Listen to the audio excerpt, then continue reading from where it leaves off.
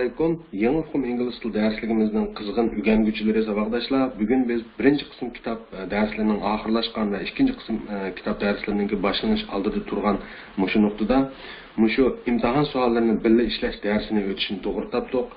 Uni boshlashdan burun deb qo'ygan muhim bir gap, navada birinchi qism darslarimizga muntazam agishib, bu darslarni to'liq tugatib bo'lgan bo'lsangiz, anondan keyin mushu videoni ko'rayotgan bo'lsangiz, mushu nuqtaga kelganda sizni muboraklaymiz, tabriklaymiz, baxtirishdingiz, yana davomli bo'shashmay o'rgangaysiz. Endi sizga deb qo'yadigan muhim gap, tuvandagi savollarni men ishlab to'g'ri javobini deb berishdan burun o'zingizning mustaqil bir o'z oldingizga ishlab chiqishni tavsiya qilaman. Demakchi, o'zingiz o'z oldingizga ishlab baxmagan ahvolda agar mening to'g'ri javobni deb berganimning hech qanday bir cho'ng foydasi bo'lmaydi. Shuna o'z oldingizga bir ishlaylik deb ondan davomlashtirib ko'rgaysiz videoni. Biz bugun ishlamoqchi bo'lgan imtihon qayerda desangiz, amaliyotda bu ikkinchi kitobningki mazmuni hisoblanadi. Yana ikkinchi kitobningki 3-betida. Bu kitobni nereden tushiramiz desangiz, mana buni bizningki hayot tilim com degan to'r bekitimiz, mushu to'r bekitimizga berib, ulanmalar degan yani cheksangiz, sal tegiga tushgandan keyin to'rdan tushirib oladigan nusxasi mana bu. Yangi Uqum İngiliz tilininki birinchi qism va ikkinchi qismninki. Xohlasangiz mishadan tushirib olsangiz bo'ladi demakchi mana ikkinchi qismni. Mishan shu qo'lning belgisi chiqadi, ana shuni cheksangizlar bu kitob tushadi kompyuteringizga. Okay? Demakchi mishadan tushirib olsangiz bu kitobni, kitobningki 3-beti naq biz da'vatgan shu imtihon shu. Ya'ni birinchi qismni o'rganib bo'lib, ikkinchi qismga kirishdan burun cho'qim bir ishlab chiqishingiz tavsiya qilinadigan muhim bir imtihon hisoblanadi. Bir hisobda birinchi qismningki takrorsi, ikkinchi qismningki tayyorligi deb tushunsak bo'ladi. Okay? Unda biz hozir ishlashga kirishib ketamiz. Men abiyam degandek, agar unumi yaxshiroq bo'lsin desangiz, qandaq videoni mishari to'xtatib qo'yib, o'z oldingizga bir ishlar deb, jami 16 dona savol bu. A'dan P'gacha hisoblab kelsangiz 16 dona savol eshib ketsa shu 1,5 soat vaqtlar ketishi mumkin, undan ozroq bo'lishi mumkin agar suratingiz tezroq bo'lsa. Demakchi, o'z oldingizga bir ishlar deb, anondan keyin videoni mushu nuqtadan boshlab kaynan davomlashtirib ko'rsangiz, o'zingizning ishligini bilan meningki ishlab berganimni selishtirib, chittig'im yuqori unumga erishsiz demakchi. Okay? Xo'sh, endi hozir boshlab ketdik. Biz sa'alqi isrof qildik, vaqt yo'q. Amisa bu imtihonninki mavzusida nima deydi qarang. If you can do this test, go on to unit 1 deydi.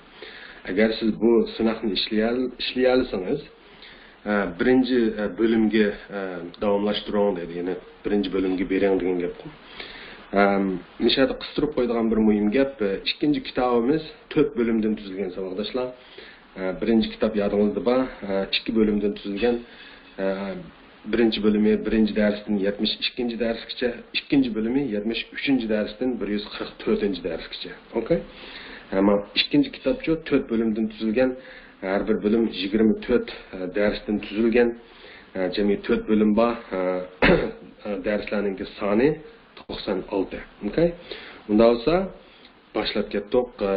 Yani ikinci kitapninki birinci bölümüge kirishdan burun yoki birinchi kitobni takrorlashni asos qilgan bu imtihonni boshlab ketdik. Qarang.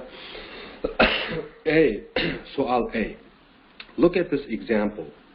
Munu ulgiga qarang deydi. Ulga yoki misol degan gap qilma, example degan. Okay? I'm tired. He is tired deydi. I am tired. He is tired deb ikki jumlani berib qo'yibdi misolini. Qarang. Endi talabida nima deydi ma savolninki write these sentences again. Munu jumlalarni qayta yozing degan gap bu.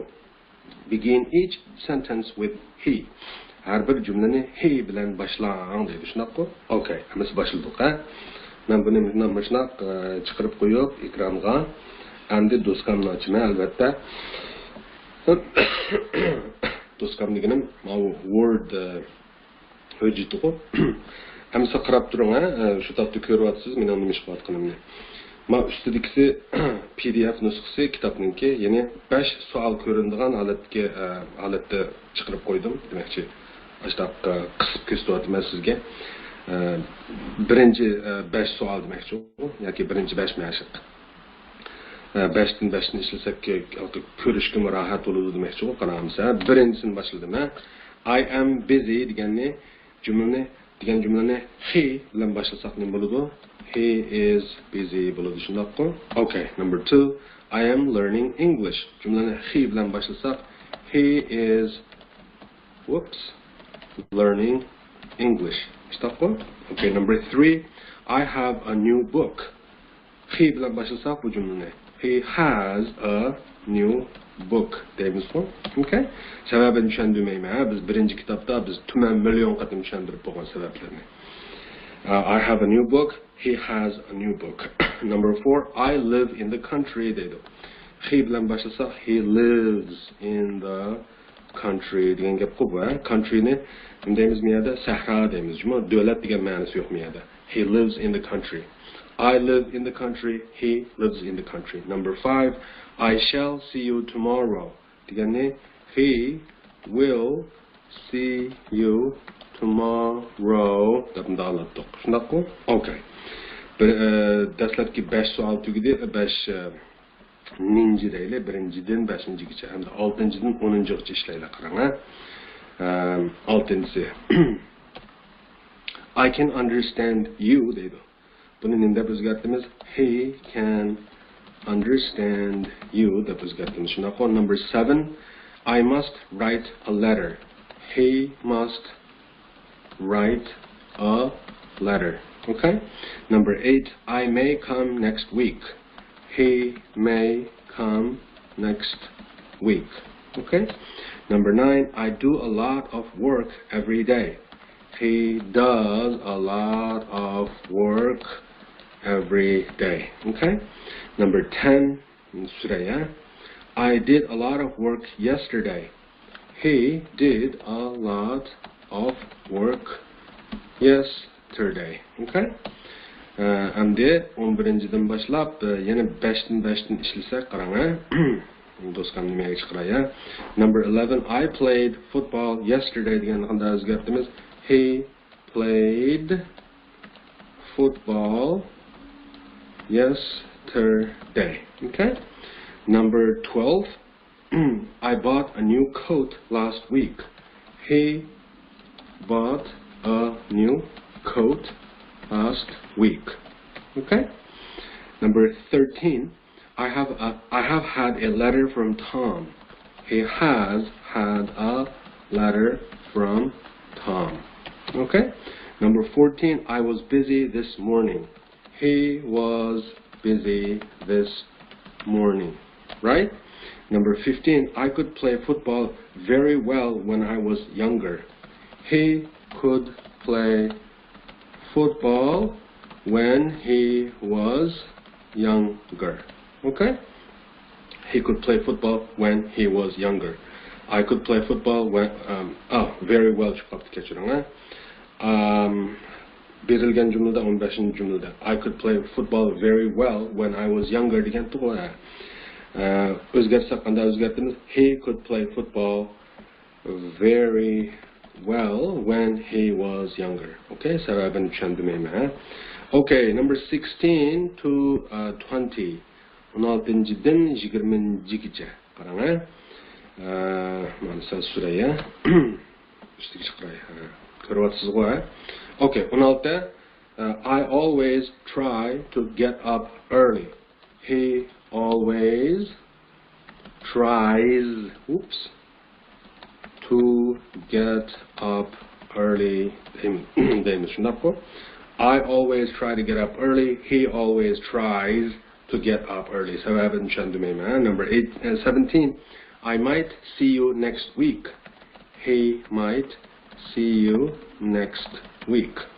Okay? Number 18. I always enjoy a good film. He always enjoys a good film. Okay? Number 19. I had finished my work before you came. Oops. kechiktiradi. Okay. Satuvangirab tushadi bu. Yana bir qatima 19-si I had finished my work before you came. He had finished his work before you came. Okay? He had finished his work before you came. I had finished my work before you came. I had finished my work before you came. He had finished his work before you came. Okay. Number 20. I watch television every night. He watches television every night. Ishtaqqo?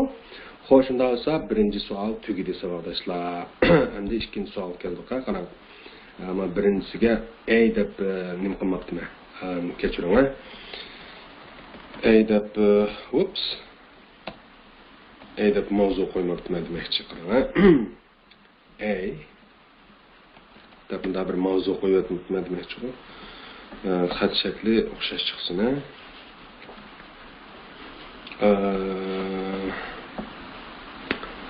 Qaysi xat? 22 ekan. Kechiring. İşingizni siqib qo'ygan bo'lsam 22 ga tanishganlar o'xshash chiqsin demoqchi-ku. Men xatni cho'nqichlik. Okay. A tugide hamda biz nima keldik? Savoldoshlar B ga keldik. Qarang. 21 deb chiqib oldi. Mana misol bunday qilib, okay. Hamda B ga keldik demoqchi. Xo'sh, unda bo'lsa B ninki talabini ko'rib boqaylik. Qarang. Look at these examples. Munu ulgilarga qarang degan gap qo'yaki, munu misollarga qarang degan gap qarang. I want a biscuit. I want some biscuits. Tushunyapsiz nima bo'layotganligini. Do you want any biscuits? I don't want any biscuits. Bu yerda to'xtalayotgan narsa some, any degan narsalar. Bularni biz ko'rman qatni tushuntirib qo'ygan birinchi kitobda shundaqmi? Okay, bu bir yurish deyli. Yana bir yurish jumlalar qarasangiz, I want a cup of coffee. İkincisi, I want some coffee. Savol jumla, do you want any coffee? İnkar jumla, I don't want any coffee. Unda olsa, malani ko'rib oldik bu yaxshi ya. Endi talabida nima deb so'rayapti qarama savolning talabida. Write these sentences again. Ma jumlalarni qayta yozing deydi. Put in a, some or any.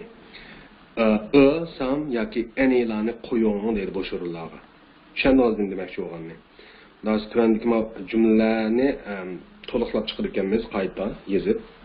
Agar daftarga qayta yozishni to'g'ri topsangiz, texi yaxshi o'zingizningki xiti chiroyli bo'ladi ham yozish jarayonida nurg'un narsa esida qolib qoladi odamning. Okay?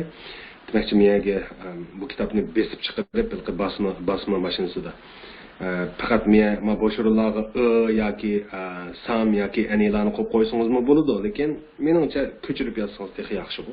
Okay? Jumlalarni ko'chirib, undan shuning bilan birga bo'sh o'rinlarni to'ldirib chiqsangiz demakchi. Okay?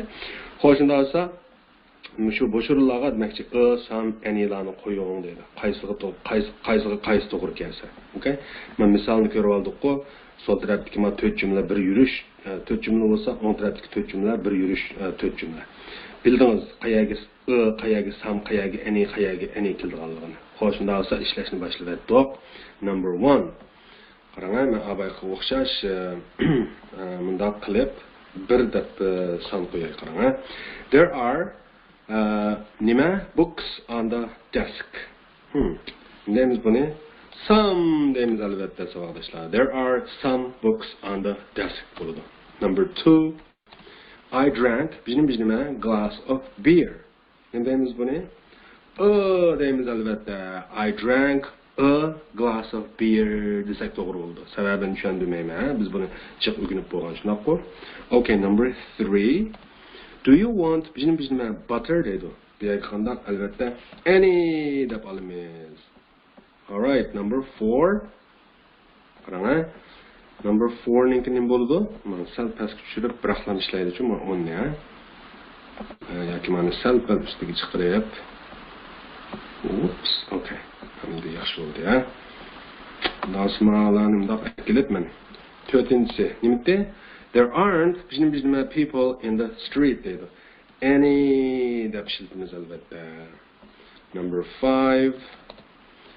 Tom has just bought new car dedi bu yerga albatta deymiz. A new car. Tom has just bought a new car. Number 6.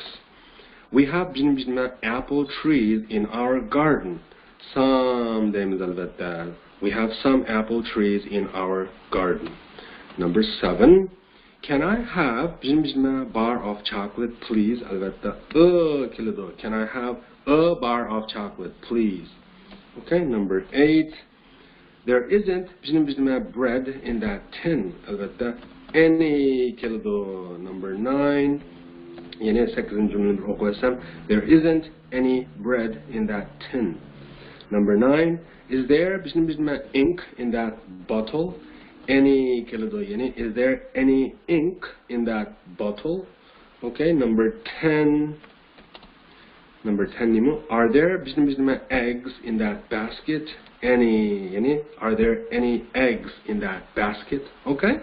Müşna işleyen bolsanız, doğru işleyen bolsanız, unda olsa sizge keldik qarang. Look at these examples. Munu bilgilerge qarang degan gap qo'y. Ko'rib baqaylik. I haven't any eggs. I haven't got many eggs. He hasn't any coffee. He hasn't got much coffee. Okay, ko'rdik bilgilarni. Unda olsa nima demoqchi ekan tuvandagi sualning talabi qarang. Do these in the same way deydi. Bularni o'xshash yo'l bilan ishlang deydi. Okay, unda olsa men sog'lashlarga deb qo'ydigan bir narsa mazkur kitap, ya'ni mazkur darslik kitap Angliyalik L.G. Alexander degan kishi 1960-yillari tuzgan kitap bo'lib, demakchi Angliyalik kishi tuzgan kitap demakchi men demakchi o'g'lim. Bu kitapning tili Angliyacha, ingliz tili. Bundaq bir narsani unutib qolmaylik, ha. Bu gapni amaliyotda birinchi qism darsini o'tish jarayonida jiq degan. Ya'ni xo'sh, ma'lum nima demoqchisiz? Angliya ingliz tili, Amerika ingliz tili deb bo'linadi degan bo'lsangiz, albatta bo'lindi. Buni agar birinchi qismni muntazam ko'rgan bo'lsangiz, darslarni bilasiz bu tarafini. Agar bilmagan bo'lsangiz, bilgan bo'ldingiz. Demakchi Angliya ingliz tilida uzun gapning qisqasi. I haven't any eggs deydigan bir gap bor. Buni Amerikancha Uyg'ur tilida deyman. Amerikancha ingliz tilida qandaq? I don't have any eggs deydi uchun. Demakchi o'g'lim, I haven't any eggs degani xuddi miyada siz ko'rayotgan berilgan biz ishlamoqchi bo'lgan savolninki jumlalarning o'xshash jumla shakli. I haven't any eggs degan. Ya'ni bu tipikalda Angliyacha aytilishi jumlaninki. Ya'ni menda hech qanchalik yoki hech qanday tuxum yo'q degan gap qo'y. Ozroqmi tuxum yo'q demoqchi qo'y. Xo'sh, I haven't any eggs degani abim dedik Angliya tili bu deb. Angliyacha deyilishi yoki. Buni Amerikanchada I don't have any eggs deydik. Men bu gapni degan birinchi kitobda shunday qo'y. Okay, mayli Angliyachada I haven't any eggs bo'lsin, mayli Amerikanchada I don't have any eggs bo'lsin. Bu ikkisining ko'p o'rtaq yana bir xil deyilish usuli bor. Masalan, yana o'rtaq bir deyilish usuli deganim Angliyachiga Amerikanchiga yetadigan. Qarang, I haven't got many eggs. Ma jumla shakli demakchi Angliyachida ishlatildi, Amerikanchida ishlatildi. Har ikkisiga o'rtaq demakchi ma jumla shakli. Albatta, ma'nosi o'xshamaydi ku qarang. I haven't any eggs deganni yana bir qatim desam, Angliyacha deyish usuli, buni Amerikancha desak, I don't have any eggs bo'ldimi? Endi ya'ni ma'nosi menda ozroqmi tuxum yo'q degan gap qo'y. Bu gapni bunda o'zgartirib ekanmiz. I haven't got many eggs deb. Ya'ni menda ko'p tuxum yo'q deb. Okay? Sol tarafdagisi nimasi? Menda ozroqmi tuxum yo'q degan gapdi. O'ng tarafdagisi menda jiq tuxum yo'q degan gap qo'y. Undan so'ng shu ozroqmi tuxum yo'q deganni jiq tuxum yo'q deb o'zgartiring demoqchi. Ma ikkinchi misaldagi he hasn't any coffee degan bu Angliyacha deyish usuli albatta Amerikanchada he doesn't have any coffee deymiz. Demakchi unda ozroqmi qahva yo'q degan gap qo'y. Ham bu gapni bunda o'zgartiring deydi. He hasn't got much coffee. Onunda köp qahva yo'q deb. Gapni tushunishlikmi? Unda olsa, bu gapni tushundik. Men ishini mas'ulini tushunganingizga, sol tarafdagi ichki jumla angliyacha deyish usuli, uningki amerikansini deb berdim. Ashuni o'ng tarafdagidek o'zgartiring deyapti. Mayli angliyacha usuli bo'lsin, mayli angliyachasini bo'lsin, mayli amerikansini bo'lsin, o'ng tarafdagisiga o'xshash o'zgartiring degandan biz o'ng tarafdagisi deklam o'zgartiraylik unda olsa qarang. I haven't got many eggs. He hasn't got much coffee degandek o'zgartiraylik demoqchi. Gapni tushunishlik bor, tushunmagan bo'lsangiz, mana nimani videoni sal kaynigan do'stingizga bo'ldi, okay? Xo'sh, shunda olsa men boshlab aytdim buni qarang. Bizning shu topdagi bu savolimiz qanchinchi savol? C savol albatta. Unda olsa seninki birinchisi nima bo'ldi? I haven't any butter. Albatta, yana bir qatam ta'kidlasam, elah gapni. Bu angliyacha gap, amerikanchada I don't have any butter deydi-ku. Maniki butterninki sanag'il bo'ldigan yo sanag'il bo'lmaydiganligini men demayman. Biz deb bo'lgan bu gaplarni, buni bunda o'zgartimiz qisqasi. I haven't got much butter deb o'zgartimiz demoqchi. Abayqa talab bo'yicha. Okay? Number 2. Okay. Number 2. You haven't any cigarettes degan amaliyotda abayqa gapda yana faqat takrorlasak bu angliyacha deyish usuli, amerikanchada you don't have any cigarettes deymiz-ku. You haven't any cigarettes deganni amerikanchada you don't have any cigarettes deymiz.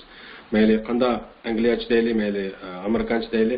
Buni qanda o'zgartiradigan bo'lgan to'q you haven't got many cigarettes deb o'zgartiramiz demoqchi. Okay? You haven't got many cigarettes.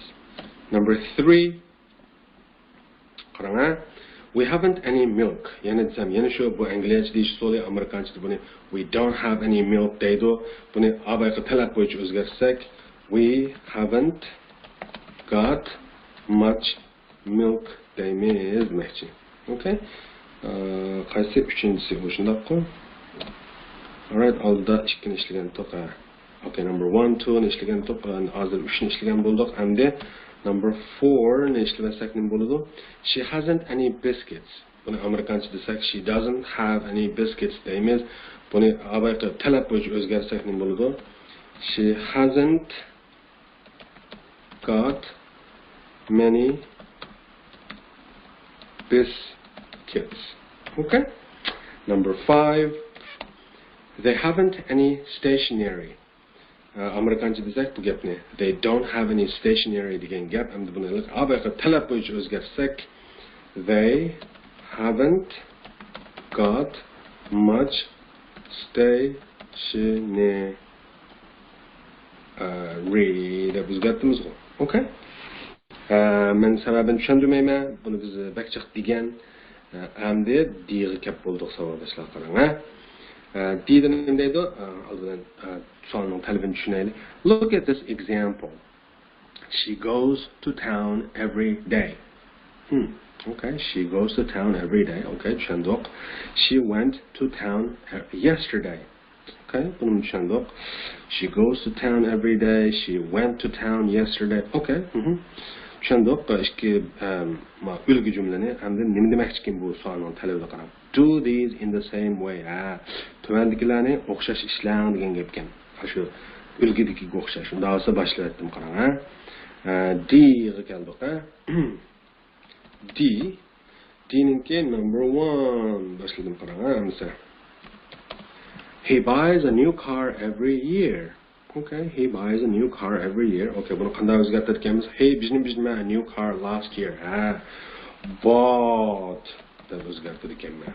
Ushbu o'ringa bought. He bought a new car last year. Number 2, she airs the room every day. Okay. She bizning it this morning. Okay, aired deb o'zgartirganman. Sababini demayman. Number 3, he often loses his pen. Okay, he lost his pen this morning. All right. Number 4, he always listens to the news. Okay, he listened to the news yesterday. All right, number 5, she empties this basket every day. Okay, she emptied, okay, it yesterday. She emptied. To'g'ri spell qildim ko'raylik. Empties, okay, empties, emptied. Yes, very good. Okay, bir tekshirib aytdim. All right, tugidi D and the E keldik. E'ni deydi qarang. Look at these examples. Munu ulgularga qarang deydi. Shunaqa. Berilgan jumla. He went to the cinema yesterday. Okay. Question. Did he go to the cinema yesterday? Question. Where did he go yesterday? Negative deganni bilsangiz, bilmasangiz mishada askartib qo'ysam bo'ldi. Bo'lishsiz degan gap, ya'ni inkor degan gap, inkor jumla, ya'ni bo'lishsiz jumla. He didn't go to the cinema yesterday. Okay. Berilgan jumla he went to the cinema yesterday ekan. Buni ikki savol bir bo'lishsiz jumlaga o'zgartir ekanmiz. Yoki berilgan jumla asosida ikki dona savol jumla tuzaydi ekanmiz, bir dona inkar jumla tuzaydi ekanmiz. Shunaqa, okay? So he went to the cinema yesterday deganga asosan did he go to the cinema yesterday? Where did he go yesterday? He didn't go to the cinema yesterday. Okay, tushundik. Unda esa do these in the same way. All right. Qarang, amsa ma'usal uzunroq sal sabr taqatingizni talab qiladi. Sabr taqat bag'o. All right, number 1, he bought a new car. He bought a new car. Nasa har ikkini bir ko'z tutib ishlaylik qarang. Qanchinchisi bu I degan nimada savol deb qarang. I ninki birinchisini boshlayaptimsa. Xo'sh, berilgani nima ekan? He bought a new car. Okay, he bought a new car. Nasa buning savolini qanday tuzaydi ekanman qarang. Did he buy a new car? deb tursam bo'ladi birinchi savolni. Q deb olib qo'yay. Bu savol bo'lsin yoki men tigga tushirib olsam, birinchidanki birinchi savol demoqchi-ku. Ayrim quruq yozaydim bu tushundingiz. Okay, birinchi savol did he buy a new car? Berilgan jumla he bought a new car emasmi? Undan so'ng buning asosan bir nima qilsam, savol jumla tuzsam, birinchi xil savol jumla mushta tuzildi. Did he buy a new car? Okay. Ikkinchi savol jumla qanday tuzildi? What deb boshlab beribdi bizga qarang. What did he buy? Okay. Did he buy a new car? What did he buy? Okay. Undan so'ng negative, ya'ni bo'lishsiz jumla qanday bo'ladi? He didn't buy a new car bo'ladi. Asli berilgan jumla he bought a new car. Buningga asosan biz ikki dona savol jumla, bir dona bo'lishsiz jumla tuzdik. Ikki dona savol jumlaning birisi did he buy a new car? Ikki dona savol jumlaning ikkinchisi what did he buy? Inkar jumlasi he didn't buy a new car. Okay? Xo'sh, shunda esa ikkinchi savolga keldik qarang. İkinci sualınki Q'si, birinci Q'si, shunisiz qo'ydi, Q desamlama. Asli berilgan jumla qarasangiz, she can come tomorrow. Okay? She can come tomorrow. Berilgan jumla mushkan, shunga asosan bir savol tuzsak, can she come tomorrow? Birinchi savol jumla shundaqmi? All right. İkinci savol jumla shu, nim bilan boshlang deydi. When bilan boshlang deydi. Okay, when can she come? Birinchi savol jumla can she come tomorrow? İkinci savol jumla bizga ozroq yip kuchi badi deylik. When bilan boshlasangiz bo'ladi dedi-ku. When can she come? Okay? Endi inkar jumlasi nim bo'ladi? Tegi tushib ketma qarang. Inkar jumlasi ya'ni an deb qo'yib inkar jumlani yozsak she can't come tomorrow bo'ladi. Okay? Dasa bir bilan ikki tugida 3 bilan 4 keldi qarang, hamsa. agishmayapsizg'a, tushunmayapsizg'a hozirga qadar, okay? Xo'sh, shundan so'ng uchinchisiningki nimasi? Q'si, birinchi Q qarab. Berilgan jumla qarasangiz, they were here yesterday. They were here yesterday. Okay? Undan so'ng buning asosan bir jumlani savol jumla qanday tuzayman? Where were they yesterday deb tuzsak bo'ladi, xato emas. Where were they yesterday? Okay? Yana bir savol jumla qanday tuziladi? When were they here? Buningki inkor jumlasi nima bo'ladi? They weren't here yesterday. Okay? Üçüncü sualınki demekçi birinci sual cümlesi yoki üçüncü mashqninki. Birinci sual cümlesi where were they yesterday? İkinci sual cümlesi when were they here?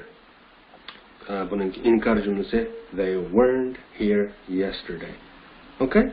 Şunda nim bo'layotganligini men tuyuqsiz o'ylab qoldim ikkinchi jumlani biz xato ishlaganda turmiz, kechiring. Imtihon degan mushuna narsa shu. Amalda to'g'riligi bo'lsa to'g'rilib olsangiz yaxshi qarang. Asli berilgan jumlada ikkinchi savolninki demakchi. She can come tomorrow, shundaymi? Buningda tomorrow deb bo'lgandan keyin she can come tomorrow. Xato emasga, kechiring. Men unda diqqatim chechilib ketibdi. She can come tomorrow ne shu. Ikki savol bilan ikki savolga o'zgartirsak, ya'ni she can come tomorrow degan jumla asosida ikki savol jumla tursak, birisi shu can she come tomorrow bo'ladi ekan, yana birisi when can she come. Kechiring, to'g'ri bo'ldi. Kalam chechilib ketibdi boshqa yerga. Okay, 3ni to'g'ri ishladik. Nimishqa? Birisi asli berilgan jumlada here deb bir keldi. Bu yer deb yoki bu yerda deb.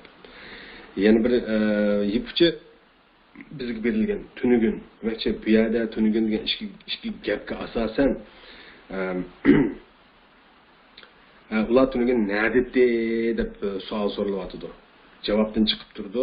Ular tunugun mishadiddi demakchi o'sha mishadiddi degan gapki savol bo'ladi-ku, ma savol.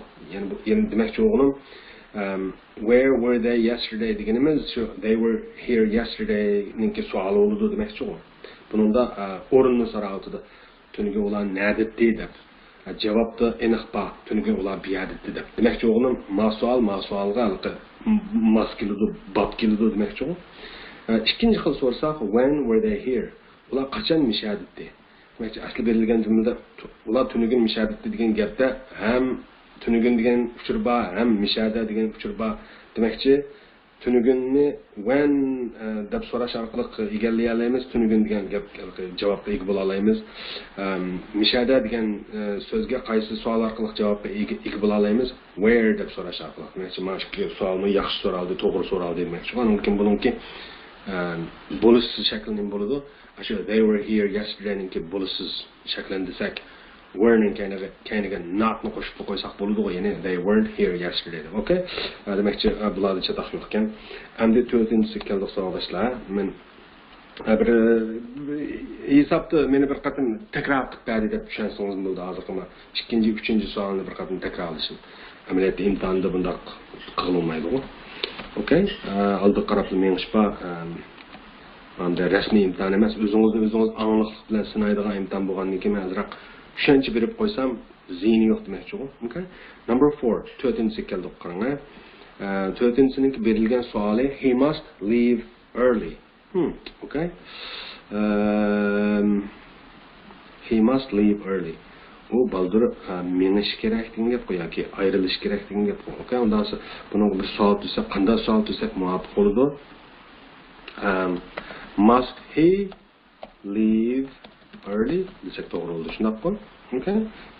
Berilgan jumlada he must leave early.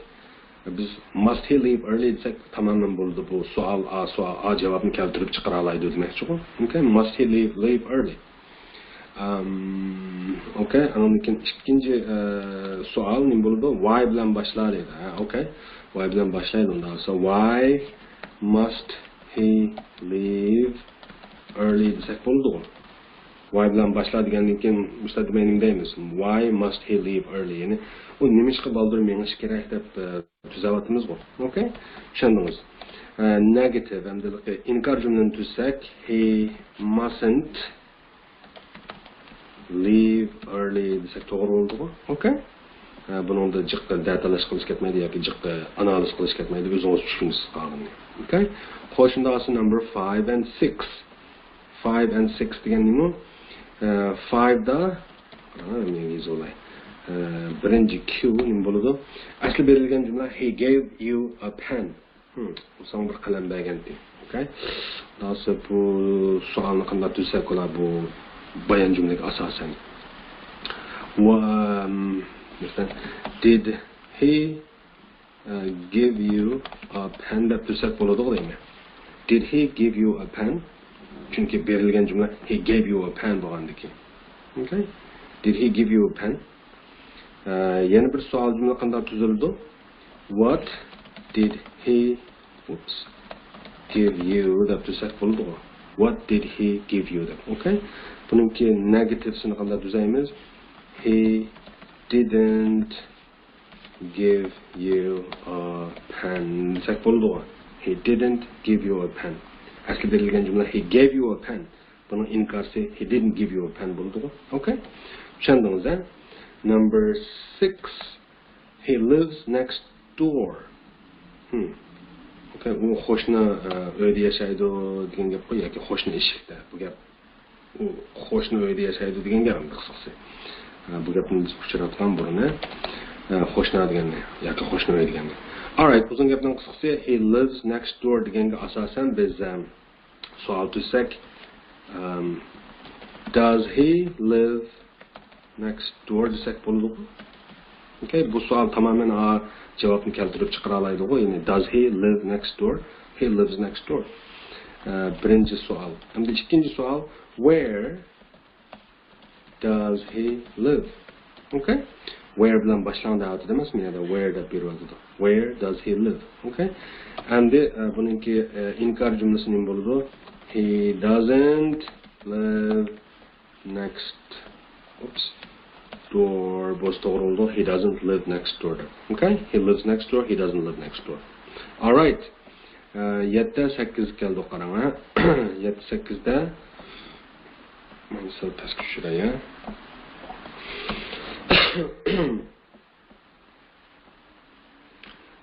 Number 7 ninki Q sening bo'ladi qarang, birinchi Q se. Asli berilgan jumla qarsak you know him well. Okay? Sen uni yaxshi taniysan yoki sen uni yaxshi bilasan degan. Bundan so'ng buni savolni qanday tuzsak bo'ladi? Okay, do you know him well desak bo'ladi. Okay? Ya'ni sen uni yaxshi tanamsan degan bir savol bu. Demak, bu savol asli berilgan jumlani keltirib chiqara oladi, o'ziga javob qilib kela oladi demoqchi bu. You know him well. Do you know him well? Okay. Yana bir savol nima bo'ldi? How well bilan boshlanadi. Okay. How well do you know him? Uni qanday yaxshi taniysiz, qanchalik yaxshi taniysiz demoqchi bu. Okay. How well do you know him? How well do you know him? Degan shu you know him well ninki javob bo'la oladi demoqchi bu. How well do you know him? Buningki negative qanday yozildi? Inkor jumlasi you don't know him well. You know him well degan jumlani inkorga aylantirsak nima bo'ladi? You don't know him well bo'ladi. Shunaqmi? All right, number 8 ninki asli jumlasi qarsak he has found his pen. Bu qalamini tepib oldi degan gap bu. Undan so'ng buni bir savol tuzsak shu jumlaga. Undan so'ng has he found his pen deb tuzsak to'g'ri bo'ldi-ku. He has found his pen ninki savoli nima bo'ldi? Has he found his pen? Yana bir savoli bu bayon jumlaninki. What bilan boshlanadi. Okay? What has he found? Okay? What has he found? He has found his pen. Okay? Bununki negatives yani inkar cümlesinin buludu. İnkar cümlesi he hasn't found his pen. Okay? He hasn't found his pen. He has found his pen. İnkarsı he hasn't found his pen. All right, number 9 and 10. Az kaldı ya. Number 9 and 10. 9'ninki berilgen cümlesi qarsanız, berilgen cümlesi neydi?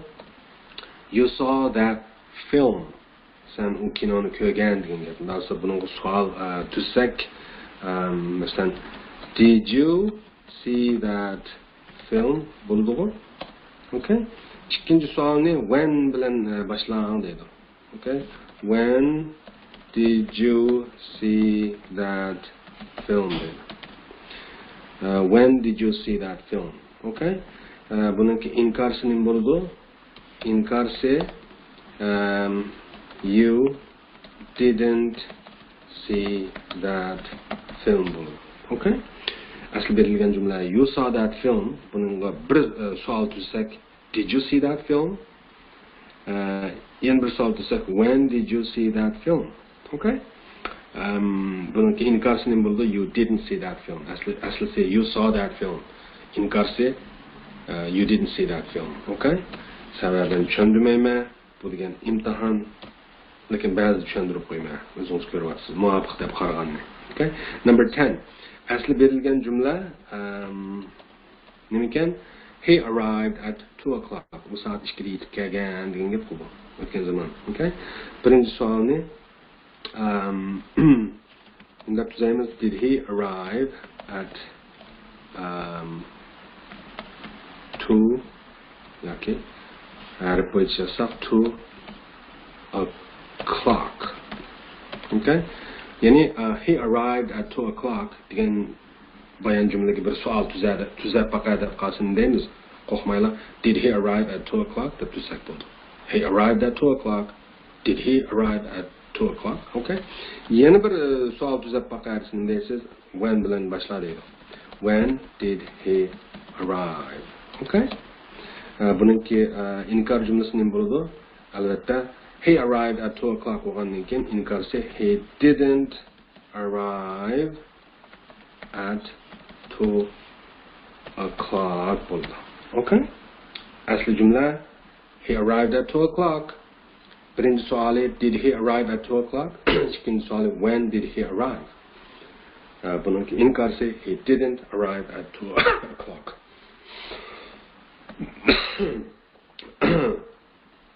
Ben o'xshash ishlagan bo'lishingizni umid qilmayman albatta. Okay, F degan savol qarang. Look at this example. Munu ulgiga qarang deydi. She smiled, bizma deydi. Tırnak ichida pleasant deb beribdi. Buni she smiled pleasantly deb o'zgartirganmizda. Okay, pleasant degan supat shakli so'zningki, pleasantly degan ravish shakli. Okay, sufatlarni ravishlarga o'zgartiringlar degan gapkan. Okay. Do these in the same way. O'xshash usul bilan ishlanglar yoki o'xshash yo'l bilan ishlanglar tuyandikilarni deydi. Number 1 boshladim. F degan savol keldi-ku savoldoshlar. Agar men o'tishga o'xshatgan bo'lgansizlar. All right, F ninki number 1 se qarang. He read the phrase nima deydi? Slow. Okay. Slow degan specially asta degan gap. Nas asta halda deb qildi. Ravishga aylantirsak nima bo'ldi? Albatta slowly bo'ldi. Number 2, he worked lazy. O'rinliq bilan ishladi demakchiganda, okay, lazy degan spas so'zi, ya'ni o'rin degan gap. Nas o'rin halda yoki o'rinliq bilan deb qilgan. Ravish shaklida ifodasak nima bo'ldi? Lazily deb qilamiz albatta. Okay? Number 3, he cut himself bad. Okay, badly deyilganimizda u o'zini aytdan aski yoki ig'ir kesib oldi. Bir yerini kesib oldi demakchi. Cut degan kesib olish-ku. U bir yerini qattiq ig'ir kesib oldi. Badly, ig'ir holda. Ya'ni badni badly deb bildi. Ravish shaklga o'zgartiramiz demakchi-ku. Number 4, he worked bizma carefully. Okay, carefully deyilganimizda he worked carefully, yani u ehtiyot bilan ishladi yoki ehtiyot qilgan holda demak etkanda carefully deymiz. Okay? Number 5, the door opened. Biz nima deydi? Okay, sudden degan tuyuqsiz degan gap. Ha, tuyuqsiz alda deb sifatni ravishga o'zgartirganimizda suddenly bo'ladi demoqchi. Okay? Slowly, lazily, badly, carefully, suddenly. Ndasa bu tugde sanaqdaşlar jiq keldi. G'dan nima deydi? Talabini tushunaylik boshda. Look at this example. Ma bu misol qarang deydi. It will rain tomorrow. Buni it'll rain tomorrow deb. Okay. It will ni chaplapla yoki qisqartiribla it'll deb undaqdi. It'll rain tomorrow. Okay. Buni qila olamiz. Write these sentences again. Use short forms. Ya'ni ma jumlalarni qayta yozing deydi. Ishildan qisqa shaklini deydi. Ya'ni qisqa shakli degan shu, qisqargan shakli demakchi u. Okay? Albatta buni men qilsam bilalaysiz, lekin qilib beray. Okay? Bilishlaymiz deb va'da qilgan bo'lgandan keyin, okay, G ekan bu, G mashq qilgan yoki G savol. All right, G ninki birinchisining bo'ladi, suyimli savoldoshlar. Birinchisi hill bo'ladi, okay? He will ni qisqartirib hill deb olamiz bu. İkincisining bo'ladi, she will ni deymiz, shall deb qisqartiramiz bu. Uchinchisi I shall ni qisqartirib I'll desak bo'ladi bu. Okay? Number 4, he will not believe me. Kechiringlar, men jumlalarni to'liq o'qib o'tamidim. O'zingiz o'qib olsangiz bo'ladi, tushunib, ha? Yani bizning asosli qilayotganimiz ma'lumotli mashq savolning javobini berish bo'lgandan keyin jumlalarni tahlil qilib tarjima qilib o'tamidim demoqchi bu. Kechiringlar. To'rtinchisi he will ni qisqartirib he'll deymiz bu. Beshinchisi we shall ni qisqartirib will ham desak bo'ladi bu. Okay, bilib oldingiz qolganini, ha? Okay, age. Look at this example. Munu ulgiga qarang deydi, qarang, ha? This dress belongs to my sister. Bu ko'ynak tava mening singlimga yoki ajamga degan gap bu. Sister, okay? This dress belongs to my sister. Okay, buni it is hers deb unda o'zgartirganmiz. Okay, buni o'rgangan. Unda olsa boshlab ketdik. Undaymi talabda do these in the same way. Bularni o'xshash yo'l bilan ishlang yoki o'xshash usul bilan ishlang deydi, qarang, ha? Number 1 boshlab aytdimsa. Men bundaq uyga qo'yaya, ko'rishingizga oson bo'lsin uchun. Nima deb bu? Age degan savol bilan qarang, age degan savol kelibmiz. All right, boshlaymiz. Age degan savolninki birinchisining bo'ldi, qarang. These things belong to my husband. They are his bo'ladi. Boshunga his deb olamiz. Sababini tushundirmayman. Number 2, this coat belongs to me. It is mine bo'ladi. Number 3, these shoes belong to my wife. They are hers bo'ladi. Number 4, these pens belong to Tom and Betty. The pens are theirs. Oops. Theirs bo'ladi. Number 5, nima bo'ldi ekan? This suitcase belongs to you. It is number 5. It is yours. Birinchisini yana qayta deb birma. Boshirong'a his, yani they are his. Ikkinchisi mine, yani it is mine. Uchinchisi hers, yani they are hers. To'rtinchisi theirs, yani it is theirs. Beshinchisi yours, yani boshirong qo'ysak it is yours. Okay? Undan sonra bunu tugidi savoldoshlar, endi ayga keldik. Look at this example. Bunu nimaga misol qarang deydi. It is warm today, but it was warmer yesterday. Okay? Warmer. Okay. Sifatlarninki selishtirma darajasini ishlatib it is warm today, but it was warmer yesterday. Okay? Buni ishlayamiz. Cho'qim ishlaysiz qo'ya, uxlab qolmang. Do these in the same way. Bularni o'xshash yo'l bilan ishlang deydi. Undan so'ng number 1 ga keldik, qarang. 10 kan jami. Sal ustiga bundoq surib chiqay. 10 ni mishari 9 mishtalan ishlatmaydimi? Cho'qim qila olasiz qo'ya. O'zingizga ishlang. Qaysi nimitdi bu I degan savol shunaqo? Okay. I degan yoki mana sal tekrar shuning uchun ko'zingiz abdashini ko'ramisin uchun. Okay. Okay. I ninki birinchisining bo'ldi qarang. It is cool today, but it was cooler. Whoops. Yesterday, deymiz bu. Number 2, it is wet today, but it was wetter yesterday, deymiz bu. Number 3, he is late again today, but he was later yesterday, deymiz bu. Number 4, this test is easy, but that one is easier, deymiz bu. Oops. Men xato urgandim, o'z to'g'rilab qo'yib ko'rdingiz va easier. All right, number 5. This book is expensive, but that one is more expensive. Sifatlarni qanday qilib selishtirma darajasiga o'zgartishni biz degan tuqqo, so'zlagan tuq shunaqo. Okay, number 6. This bookcase is large, but that one is larger. All right, number 7. That film was interesting, but the other one was more interesting. Okay, number 8.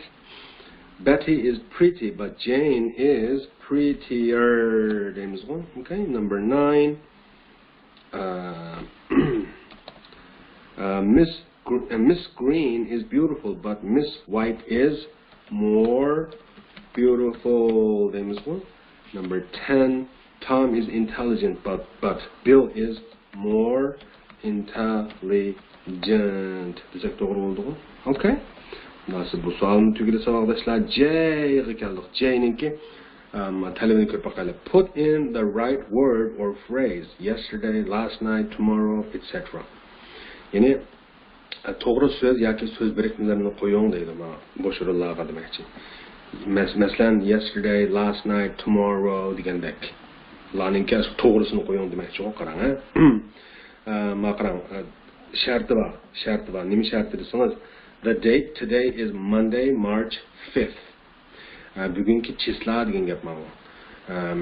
Dushanba, ya'ni 3-oyning 5-kuni ma'lum. Chislaninki ingliz tilidagi atilishini o'rgangan tuqqa, oldida haftaning kuni keladi, andan keyin March 5th deb 3-oyning 5 deb bunday keladi degan tuqqo. Ya'ni bu yerda sizga asosiy gapni beryapti, ya'ni gapning keladi asosini. Mush asosda matematiklarni ishlang demakchi. Ya'ni yesterday demsiz yoki last night demsiz yoki tomorrow demsiz. Mush berilgan mush vaqt asosida bo'ladi-ku. Ya'ni bugun chislaga masalan 3-oyga 5, ya'ni dushanba degan gap bu. Shuning asosan unutib qolmang, Monday, March 5th, jumi. Qanchadan 10 dan ekan, okay. Mana bunda qisqa ko'rindigan 10-gacha. Okay. Demakchi, bugungi chislaninki 3-oyning 5, ya'ni dushanba ekanligini esimizda tutib turib, matematiklarni ishlab boqaylik. Demakchi, Sunday, March 4th degan masalani birni. Ya'ni 3-oyning 4-kuni, ya'ni yakshanba degan bu ama 3-oyning 5, ya'ni dushanbaga nisbatan qanday bo'ladi? Yesterday bo'ladi-ku. Okay? Unutqanmang, the date today is bugungi kun ma'vo deydi. 3-oyning 5, ya'ni dushanba. Okay? Undan sonra birinchi jumla I saw him nim bo'ldi miyaga. Birinchisiga yesterday deb olamiz albatta. Qaysi mashqdi? J degan mashqdi. Okay, J degan savol deyqaram. Oops. Date-ni yo'q deb qoldim. Okay, kechon. J degan savolninki birinchisi katta hamsa qarang, okay. Yangidan boshlaylik, matnni bo'lmasa ko'rinmay turadi ekan. Okay, J ninki birinchisi katta hamsa qarang. I saw him deymiz ayaga yesterday deymiz. Nimishqa? Chunki bugun 3-oyga 5 bo'lsa, men uni tunigun ko'rdim desak shu 3-oyning 4 deb tirnoqchiga mos keladi-ku ma gap. Gapni tushunishlik-ku. Okay? Bu so'ronga yesterday deb qo'ysak bo'ladi demakchi, to'g'ri bo'ldi. Number 2, I shall see him qarang. Tuesday, ya'ni March 6th deydi. Daha sonra 3-oyning 6-si, ya'ni seshanba kuni ishlab ta'tidi. Daha sonra 3-oyning 6-si Bugenge nisbeten nim boludu? Şu ata boludu, tomorrow boludu demekçi. Okay, number 3. Düşendiniz qanday işleshni, shundaq bu. Çoxum to'g'ri ishladingiz, selishtiryapsiz shu tapda, men bilyapman. Number 3 qarang. I shall see him on Monday, March 5th.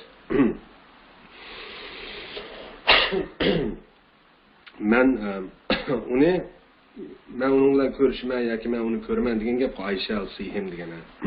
Undan sonra ko'radigan kunni deb beryapti 3-ayning 5-ida. Undan sonra today desek to'g'ri bo'lar. Çünkü berilgen gün 3-ayning 5-i o. Okay? Number 4.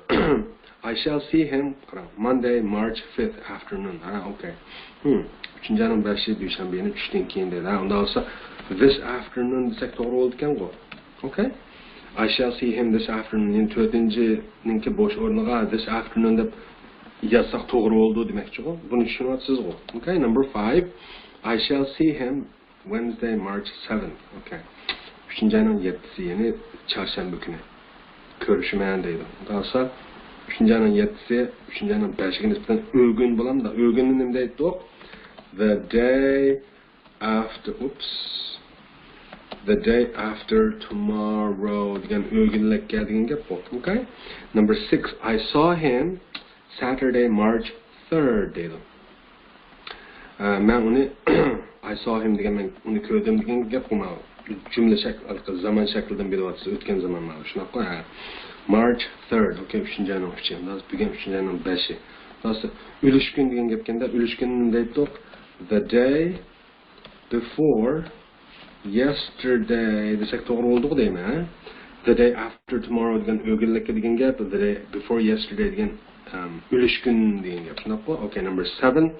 I saw him, bizim bilmaydi, Sunday, March 4th. 3-ayning 4'i. Saw him ko'rgandim. Okay. Daha sonra night deb qo'shib qo'yibdi menga. Undan sonra bugun 3-ayning 5 unutib qolmang. Undan sonra 3-ayning 4'i oqshom ko'rdim degan gap. Oqshom ko'rdim degan gapganda u yerga nima deymiz? Last night deb ataymiz. Bugun kecha deganni yoki oqshom deganni last night deydik. Okay? Number 8. I shall see him. Biz nima deydi? Okay? Tuesday, March 6th morning. 3-ayning 6'si yine seshanba kuni atganda. Okay, undan olsa bugun 3-ayning 5 undan tomorrow morning desek to'g'ri bo'lgan-ku. Okay? Bosh o'ringa 8-jumlaningki bosh o'rniga I shall see him tomorrow morning desek to'g'ri bo'lgan-ku. Okay? Number 9. I shall see him biz nima deydi? Monday, March 5th morning. Okay. Monday, March 5th. Okay, 3-ayning 5'i atganda. Okay, I shall see him. Undan olsa this morning desek to'g'ri bo'ldi ekan-ku, bugun atgan desek to'g'ri bo'ldi ekan-ku. Chunki berilgan kun shu 3-ayning 5'i edi-ku. Daha 3-ayning 5 atganda ko'rishmadigina desa bu yerga I shall see him this morning desek to'g'ri bo'lar. Okay? Xo'sh, eng oxirgisi I saw him biz nima deydi? Nima? Sunday, March 4th afternoon. Daha March 4th degan 3-ayning 4'i. Okay, yana tuni kun. Afternoon dedi. Ondan tünügün afternoon, tünügün tushdan keyin deganini deydi ekanmiz. Yesterday afternoon deymiz-ku deymi? Okay, yesterday afternoon. I saw him yesterday afternoon desek shu. Ben uni tünügün tushdan keyin, 3-ayning 4'i tushdan keyin ko'rgan bo'lmaydigan gap bu. Okay? Okay, savoldoshlar qarang. Put in at, in or on deydi. At, in yoki on lan ishlating deydimi? Qo'ying deydimi bosh o'rinlarga qarang. Naga at keladi, naga on keladi, naga in keladi buni savoldoshlar. Obdan o'rgangan, amisi biz mahorat testi paqayli qarang. Qila olamdik, qilinmaydi. Whoops. Men yangi qurdim boshlaya, yangi batdim demakchi. All right, nur belgisi qochib ketibdi. All right. Undan sonra K'ninki birincisi. Sizce he is going to telephone at 5 o'clock demdik, in 5 o'clock demdik yoki on 5 o'clock demdik. Albatta at 5 o'clock deymiz. Okay? Number 2, my birthday is on May 21st. Number 3, it is always cold in February yoki February. Number 4, my father was there in 1984. Number 5, he is going to arrive on Tuesday. Shundaqo? Okay? Tugdiya. Bu savol oddiy ekan. Agar tushunishli bo'lmagan bo'lsa, albatta at on inlarni maxsus tushundirgan dars bor. Shu dars tushundirgan bu bizda. Yana bir qatim tez deb o'tib ketsam, savoldoshlar. Soatga at deb ishlatamiz, chislaga on deb ishlatamiz, oyga in deb ishlatamiz, yilga in deb ishlatamiz, haftaning kunlariga on deb ishlatamiz. Shundaqmi? Okay. Nosa L ga ketib qarang. Put in across, over, between, off, along, in, on, into, out of, or under it. Across, over, between, off, along, in, on, into, out of, yoki underlarni qo'yinglarmi, bo'shirlarga degan gap bu. Okay, undasa mishani ichib qo'yib turib biz ishlab baqaylar qarang. Mani miyagraq sursam bo'lmadak. Okay, 5dan 5ni ishlaydimi? L degan mashq qarang. L ninki birinchisi. The airplane is flying, nima? Over the village, flying over the village, village degan yezaning ustidan uchyotdi degan gap bu. Okay? Flying over the bridge, over the village, okay? Over deymiz demakchi. Number 2, the ship is going under the bridge. To'g'ri bo'ldi-ku. Paraxod ko'rikning tigidan o'tyapti yoki mingyapti desak to'g'ri bo'ldi-ku. Okay, number 3, the boy is swimming across the river desak to'g'ri bo'ldi-ku. Daryoni kesib uzyapti desak bo'ldi-ku. Okay, number 4, 2 cats are running on the wall. Ikki mushuk tomning ustida yuguryapti degan gap bu. Okay, number 5. Number 5, my books are on the shelf. Mening kitoblarim kitob ishkavining ustida degan gap bu. Okay? Endi mana sal ustiga surib 6 ga kelsak, whoops. Okay, 6 ga kelsak qarang. 6 nimaki? The bottle of milk is in the refrigerator. Bottle süt yoki sutqachlangan botilka degan gap, bottle of milk degan. Bottle süt, the ning ma'nosini bilasiz, avo degan gap, avo heliqi ashu degandek. Demakchi ashu bottle süt demakchi. Is in the refrigerator, to'nglatquning ichida degan gap. Number 7, the boy is jumping, jumping on the branch. Jumping off the branch. Oh, sorry, kechiring. Off deydi ekanmiz. Bala o'g'illar deydi. Jumping off the branch. Branch degan daraxtning shexi. Daraxtning shexidan sakradi. Ya'ni shexidan sakrab ayrildi degan ma'no chiqdi-ku bu yerda. Okay, jumping off. That my OFF ni ishlatamiz. Okay. Number 8. Mary is sitting, her mother and her father. Mary, dadisi bilan apsi bilan dadisining falan yerda o'tiryapti dedi. Albatta between desak to'g'ri bo'ldi-ku. Okay? Number 9. It is 9 o'clock. The children are going class dedi. Okay? Going qaysilavati qarang. Into bilan out of qapti. Undasa number 9 nima? The children, it's 9 o'clock, saat 9 bo'ldi degan gap qoldi. The children are going into class. Darsga kirib ketyapti degan gap qo'y. Number 10, it is 4 o'clock. The children are coming out of class. Out of, whoops. Okay. 9-si into bo'ldi. Masalan, going into class degan darsga kirib ketyapti degan gap. 10-si coming out of, out of deb qo'ysak, coming out of class degan darsdan chiqyapti degan gap bu. Okay? M ga keldik savoldoshlar. Put in who or which dedi. Who yoki which ni qo'ying dedi bo'shirlar. Shundaqmi? Unda bo'lsa who qaysi jumla keladi, which qaysi jumla keladi degan gap bu. number 1 qarang number 1 bu qaysi M degan savolninki number 1 se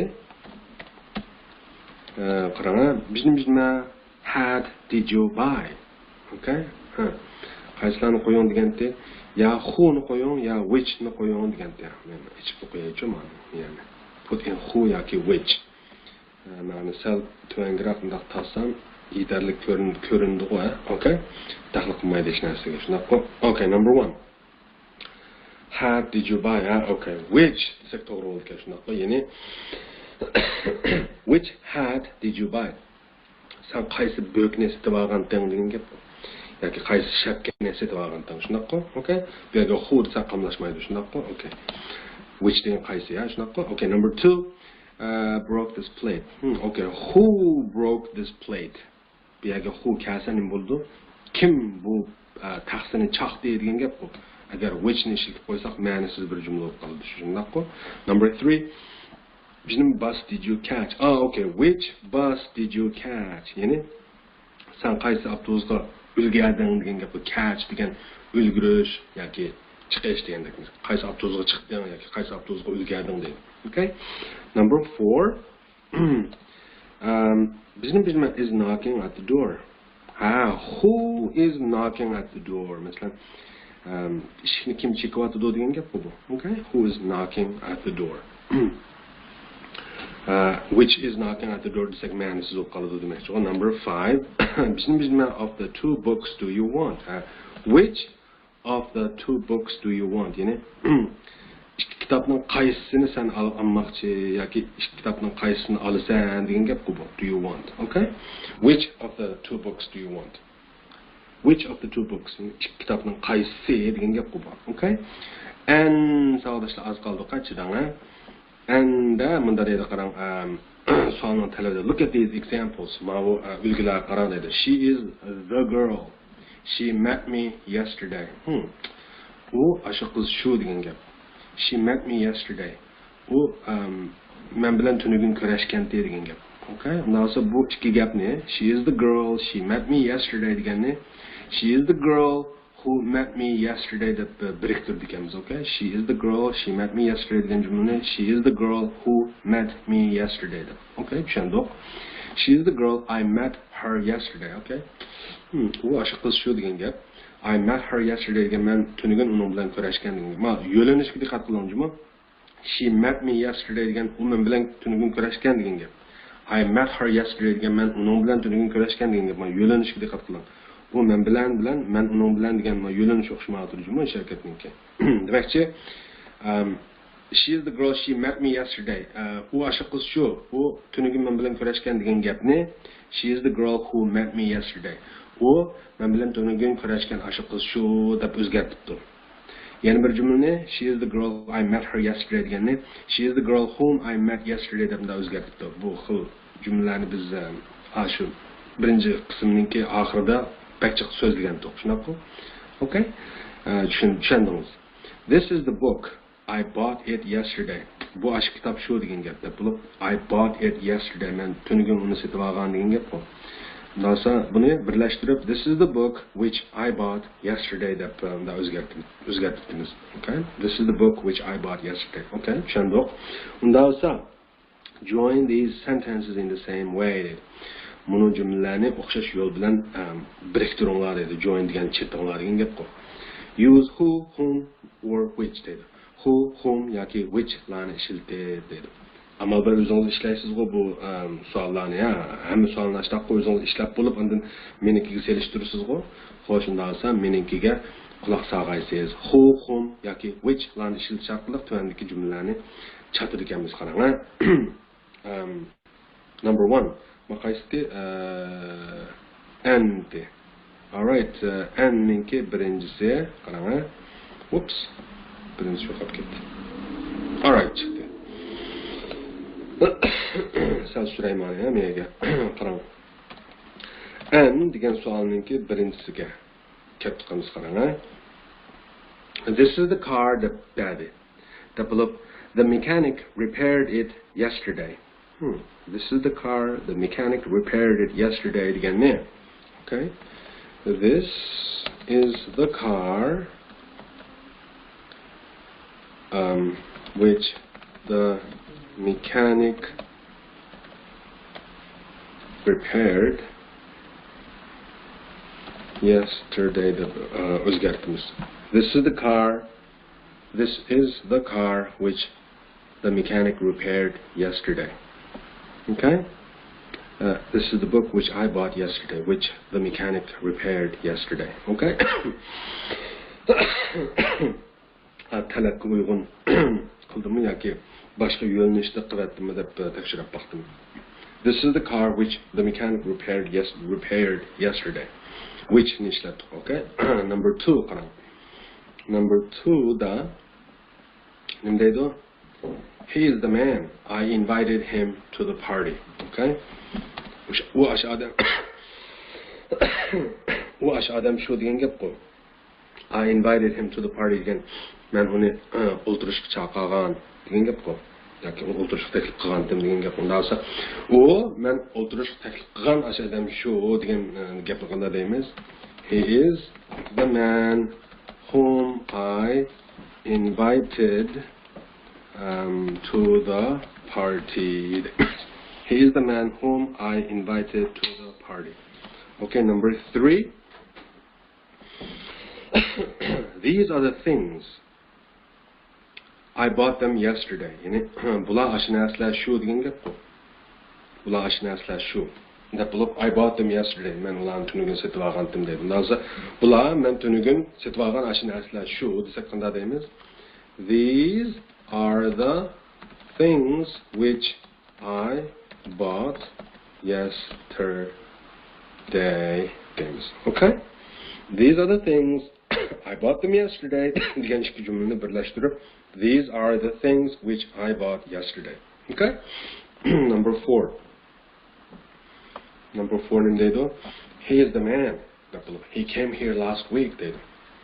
Bu ashadam shu degan gap. He came here last week. Bu oldin qapda mishak kelgan degan gap. Undan so'ng u oldin qapda mishak kelgan ashadam shu deb birlashtirsa qanday bo'ldi? He is the man who came here last week. Okay? He is the man who came here last week. All right. Number 5. He is the policeman. Yoki policeman. He is the policeman. He caught the thieves. U aşı saqchi shu degan gap bu. He caught the thieves. U o'g'irlarni tutib olgan dedi. Undan so'ng u o'g'irlarni tutib olgan aşı saqchi shu deganni deymiz. He is the policeman. He is the policeman who caught the thieves. He is the policeman who caught the thieves. Ooh, thieves will have that. Okay. Number 6. She is the nurse. She looked after me. She is the nurse again. She looked after me. U mening olimdan xabar oldi degan gap. Undan so'ng u mening olimdan xabar olgan ashu sestra shu deganni deymiz. She is the nurse who looked after me deymiz. She is the nurse who looked after me. Okay? Number 7. 7, 8, 9, 10 larni biraqlab ishlatadi. Shu mani surib jumaya. Oops. Kechiraman. Okay. Number 10. Number 7.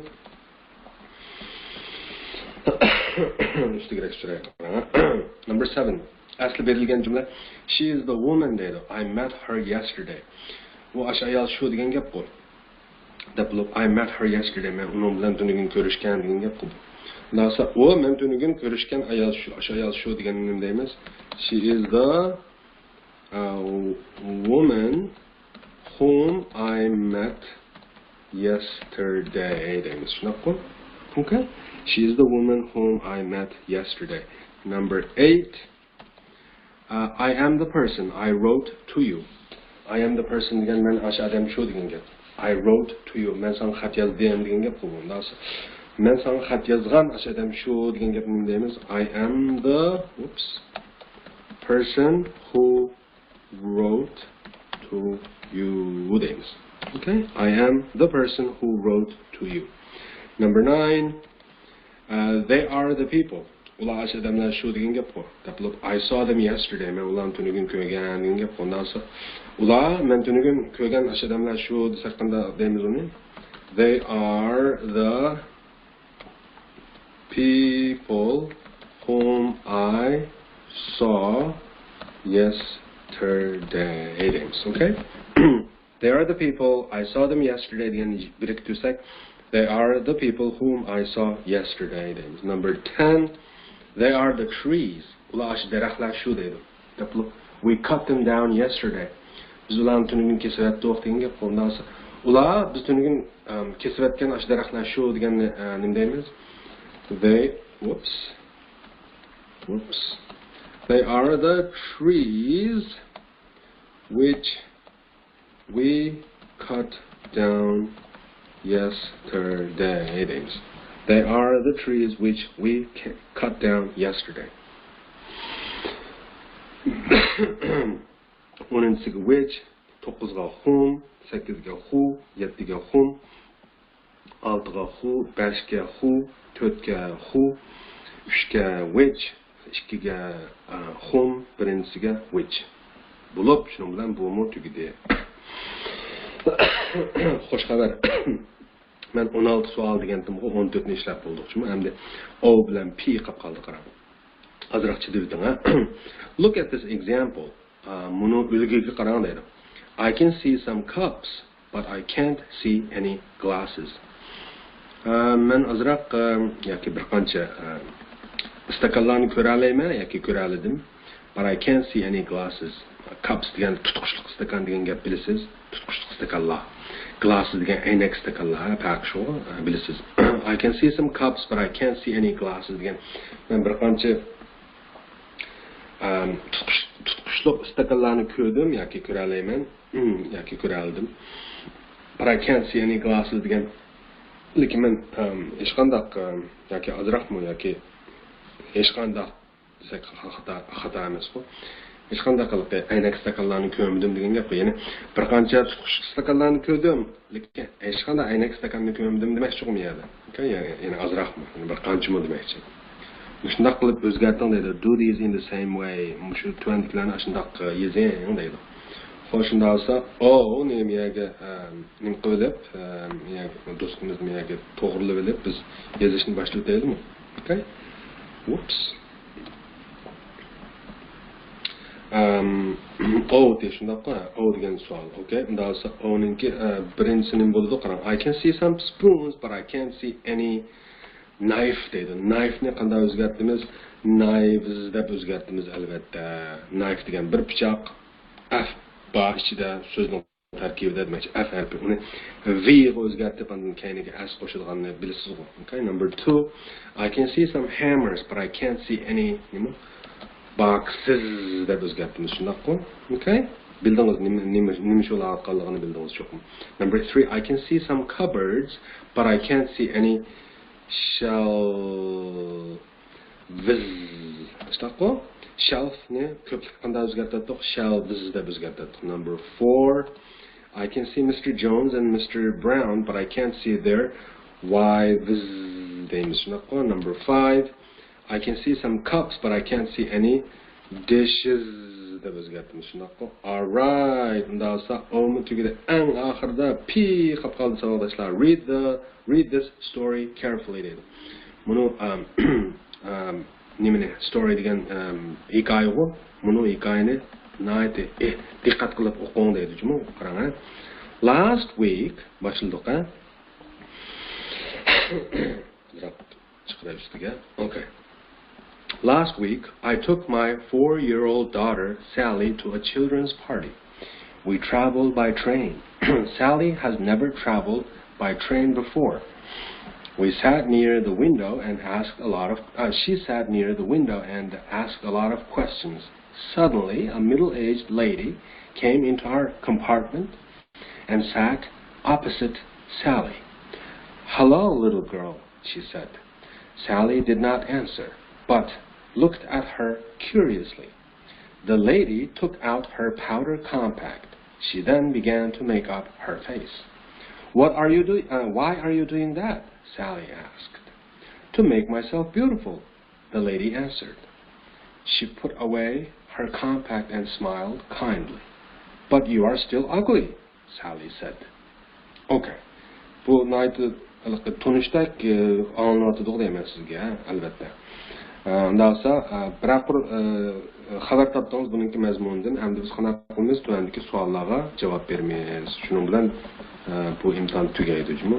Okay, tugabdi. Unda qarang, bunda qilaylik. Men ustiga naq keltirib ko'rdingizmi? Oops. Ma last week degan shu hikoyaningki boshlangan yeri, ma 10-savol, shu eng oxirgi savol demakchi, bir ko'rish doirasiga kirib, u ham bilan surib yurmaydi demakchi. Tekstga asosan javob berdi ekanmiz, qarang. Did you now write answers to these questions? Deb savolni talabi bizdan so'rayotgan. Ya'ni buni savollarga javob beringlar degan gap qo'y. Number 1, did you take Sally to the park? Indaymi? Javobim mening no, I didn't.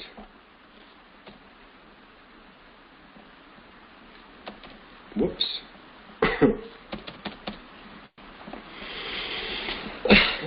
Birinchi savolning javobi. Savol nima deb so'radi, savoldoshlar diqqat qiling, ha? Did you take Sally to the park?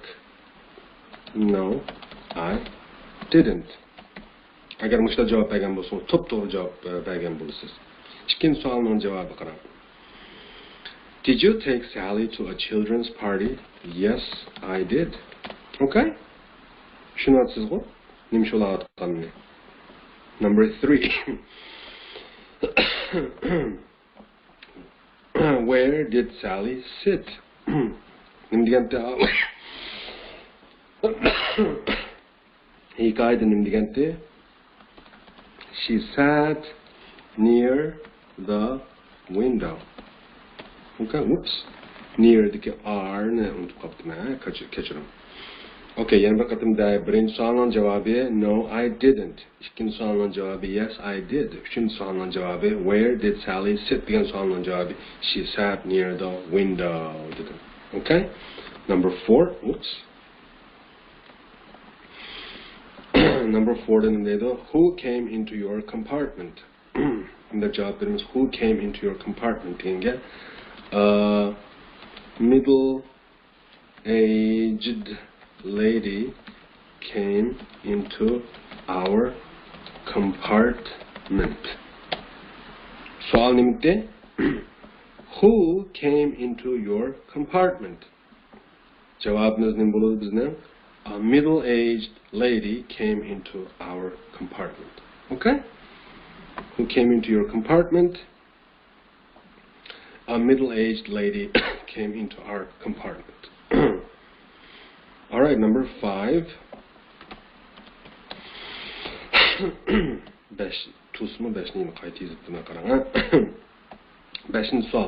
Was the lady young or was she middle-aged? Ma oldiki savolda a lady desak bo'laverdi, juma. A middle-aged deb men bakchab kuchib berib asli. Nima so'rasa shuni javob bersa bo'ladi, yaxshi bo'ladi. Who came into your compartment desa, a lady came into our compartment desak bo'ladi demakchi. Number 5 ningki number 5 for savol. Was the lady young or was she middle-aged? She was middle-aged. Okay? She was middle-aged. Middle-aged niki middle bilan age ni o'tirsa qanday bir qisqa keldi ekan demakchi. Bu bir birikkan so'z, ya'ni garchi ikki dona so'zdan tuzilgan bo'lsa-mu, amaliyotda siziqning tutashtirishi bilan bir so'zga aylanib ketgan bir so'z shu. She was middle-aged, okay? U o'tir yoshlik edi demakchi. Number 6 savol, 6-chi savol, where did the lady sit? Bu ayol nerede o'tirdi deydi-ku. Demek she sat opposite Sally. She sat opposite opposite Sally. Sally'nin udulsu do'tlar degan gap bu. Okay? Number 7. Did she say hello to Sally or did she say or did Sally say hello to her? Yani o Sally'ge hello dedi mi yoki Sally uningga hello dedi mi degan gap bu. Deymiz, she said she said hello to Sally desek to'g'ri bo'ldi-ku. Savol nima degan bir qatim ko'raylik. Did she say hello to Sally or did Sally say hello to her? Yani o Sally'ga hello dedimi yoki Sally uningga hello dedimi deganning javobi nima? She said hello to Sally. Okay? Number 8. Why did the lady make up her face? Bunu tushundingiz. Ayol nimishqa yüzüge gırım qildi degan gap bu. Albatta u javob o'sha ayolning o'zining bergan javobini desak bo'ladi mishada. Nima deganda u to make herself beautiful desak to'g'rimi xatomi? Albatta to'g'ri. To make herself beautiful. O'zi nima deb javob berganda to make myself beautiful deganda. Biz 3-chi tilda bayon qilsak nima bo'ladi? To make herself beautiful desak to'g'ri bo'ladi. Number 9. Did Sally think the lady was beautiful? Yani Sally, qarang, did Sally think the lady was beautiful? Sally u ayolni chiroyli ekan deb o'yladimi degan gap bu. Javob nima? Yes, she did ma. No, she didn't ma. Albatta no, she didn't. Ya bu bunda o'ylamadi degan gap bu. No, she didn't think the lady was beautiful. Yoki no, she didn't. No, she didn't desakli kifoya. Okay, number 10. Oops, number 10 deb tursam, yana number 10 deb yozibdim men, kechiring. Number 10. Savol nima? What did Sally say to the lady? Sally o'yalga nima dedi degan gap bu. Okay, Sally o'yalga yoki she said to the lady nima? But you are still ugly. She said to the lady, but you are still ugly. Okay? Bu ayolga, lekin siz elimi yanala still degan texchilar yanala degan gap, yanala sat turibsiz-ku degan gap. She said to the lady, but you are still ugly. She said to the lady, but you are still ugly. But you are still ugly. Okay? Shuning bilan suyimli savoldoshlar, mana berilgan tekstga asosan har xil savollarga javob bergan bu savolmi tugidi. Shuning bilan bu imtihonmi tugidi. Endi qanday qilamiz? Endi albatta siz o'zingizning nima ish qilayotganini bilasiz. Imtihonni ayrim bergan-bermaganligingiz o'zingizga ayon. Meningki javoblarimga selishtirsangiz yuqoriqidek o'zingiz nomerini qo'ya olasiz. 100 nomer oldim deb yoki bo'lmasa men 95 oldim yoki 80 yoki 50 yoki 0 deb. Albatta 0 oldigan odam yo'q-ku. Okay, cho'qim yaxshi o'rgandingiz. Ishini men unda bo'lsa biz qanday qilamiz? Gapimizni mishab to'xtatamiz hamda inshaalloh buning nersiga nima ish qilsiz deganda albatta 2-kitobning 1-darsiga kirib ketsangiz bo'ladi. Shu topda men darsni o'tib 2-kitobni boshlab qo'ygan bir oylar burun. Demakchi 1-kitob boshlanib ozroq vaqtdan keyin 2-kitobni boshlab 7 darsni o'tib chiqarib qo'ydim YouTube kanalimizga, ya'ni Hayot Tilim YouTube kanaliga. Unda bo'lsa endi boshlasangiz bo'ladi shu 2-qism kitobningki 1-darsiga rasmiy kirib boshlasangiz bo'ladi. Uning nersiga 2 3 4 5 6 7 deb ma'nosiz albatta. Siz 7-darsgacha ulashqcha men yana qandaq 8 9 10 deb chiqarishga boshlayverman. Unda bo'lsa ko'p rahmat agishib kelganingizga. Buning nersig'imi bugun yana agishib chin agishib menishingizni umid qilaman. Bu o'zingiz uchun albatta. Unda biz 2-kitobni ko'rishaylik, 2-qismningki 1-darsni ko'rishaylik. Aman bo'ling, o'rganishingiz texmi natijali, ko'ngilli bo'lsin. Thank you very much. Biz 2-kitobni ko'rishaylik. Aman bo'ling.